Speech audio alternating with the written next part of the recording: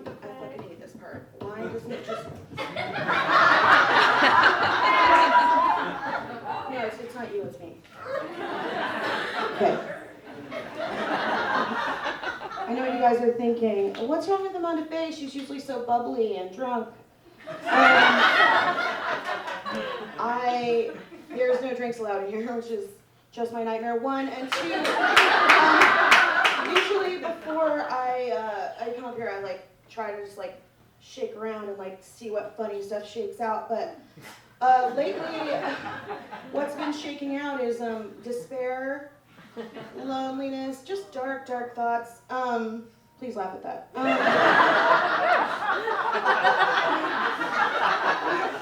But I'm trying to work through it. I'm not sure if I'm a bottom or a switch. And here's why. Because me and my partner constantly go back and forth about it. And by that I mean I'm like, I'm a bottom. And they're like, you're a switch. And I'm like, I'm a switch. And they're like, hello, well, you're a bottom. And I don't think that argument bodes well for my sexual prowess. That can't be good, right? If someone doesn't know if you're a switch or not. But anyway, and a lot of people are like, you don't have to label it. The people that say they don't like labels, I don't really usually get along with them because I love labels. I like to label my gender and sexuality because they're literally the only thing in my life I have any idea about. Everything else is just like, what? And the thing about labels too is that just because there's a label on something doesn't mean it's fixed, because it's like that joke where the Mexican grandma always has leftovers in the margarine container. Yeah, it's I can't believe it's not butter, but inside, it's pretty cold. Don't really know what's in there. And it's good I think it's good for us to all agree. I can't fucking see any of you. I'm not used to this, I'm sorry. I'm gonna assume that there's smiles.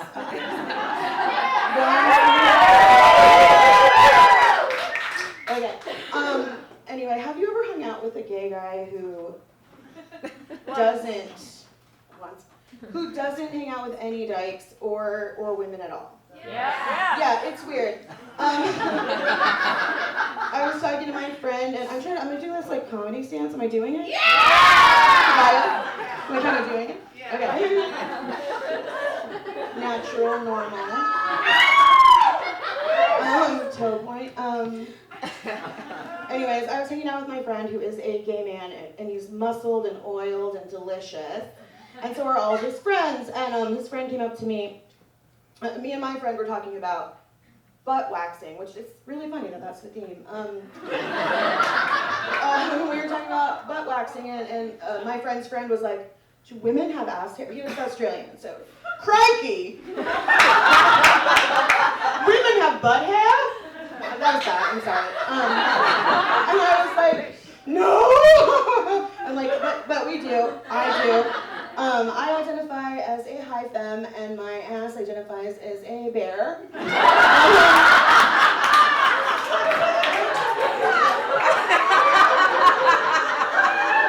So there's a little disconnect, but at least we're both bottoms, and that's what I've come to. I think I'm a bottom. I'm a life bottom, and a sex switch. Life bottom, so I'm fussy. I want people to do stuff for me all the time. But I only want them to do the stuff I want them to do, and then sometimes that's not the thing I want. Anyway, so I'm gonna read a very short. Should I not? No, do it. Do it. Okay. I'm gonna read a very short piece. This is poorly excerpted from a piece I wrote. It's about my entire history with dicks. All kinds. Spoiler alert. Only 2 of them were cis dicks. And I didn't put them anywhere. I just poked them. Cis guys don't like that. Some of them probably do.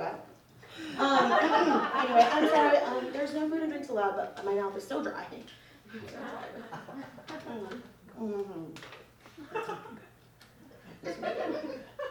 Okay. I lost my virginity when I was 19, which is not very cool, I realize. But it took me that long to find someone I wanted to have sex with. Her name was Claudia, and she was a tall butch goth, 6 years my senior. I wasn't super into her, so we only dated for 3 years. And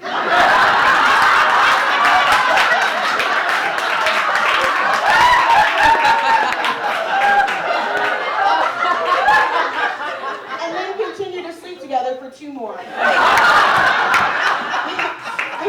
I posted on, I was like, we did a 3 plus 2, and I was like, Dykes will get it. Cool, 3 plus 2. A few months in, she told me she wanted to fuck me with a strap on. I wasn't sure if that was my thing. I'm doing like a weird, like, diva. Is that working for me? Yes. Cool. A few months in, she told me she wanted to fuck me with a strap on. I wasn't sure if that was my thing. Her fingers were long and stabby, so digital penetration hadn't really done much for me. When she pulled a lifelike, veiny 7x2 rubber dong from her dresser drawer, my reaction was sheer terror. To my initial relief, she agreed to let me put it inside her. So, using the textured testicle base as a handle, it's a very erotic motion, I went for it. It took only about 55 of the longest seconds of my life for me to realize that I was for sure a bottom. And this definitely was not my thing. I decided to let her take charge. We went to the sex shop and bought the most awful strap-on kit imaginable, with a flimsy fabric harness and 3 radioactive purple dildos.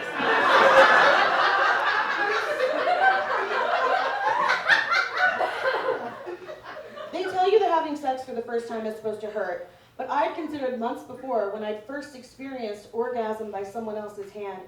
Look, every time I rewrite this, I try to think of another way to say that doesn't sound so fucking gay. And I literally can't, I'm leaving it stays in.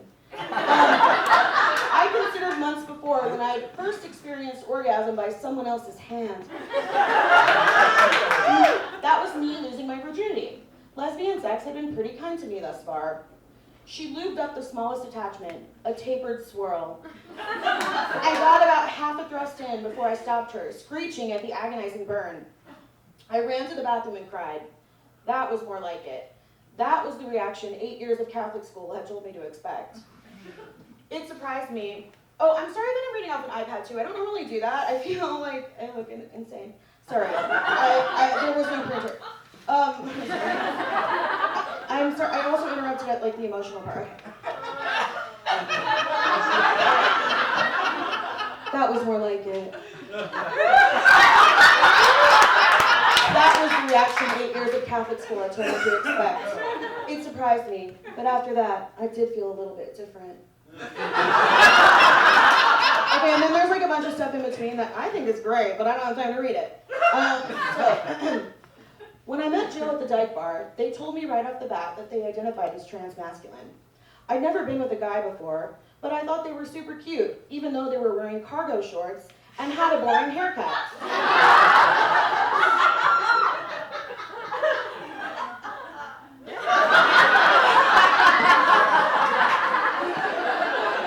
That night, we made out until 3 a.m. and made a date for the following week.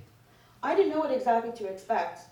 Normally, if I was taking someone home, I would find it presumptuous of them to think they were strapping on the first night. But because of Joe's gender identity, name's not changed for privacy. But because of Joe's gender identity, I considered it a possibility. As it turned out, they were quite considerate and brought high-quality, sanitizable silicone options. Option 1 was about the size of a baby's arm. Option 2 was the size of a shorter, obese baby's arm.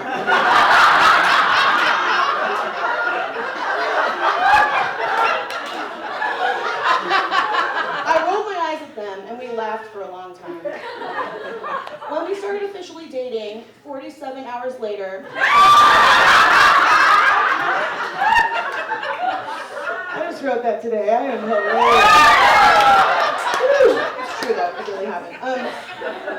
I asked them how many girls they'd fucked with those dicks that wouldn't fit in my failure pussy. don't you, they moaned. I knew logically that it was unfair to ask that, so I didn't, explicitly. Instead, we went shopping together and bought one we both liked, but it ended up having too many ridges. The next one was too slim. The next, too long. Then we got one I really liked until I just didn't like it anymore. Then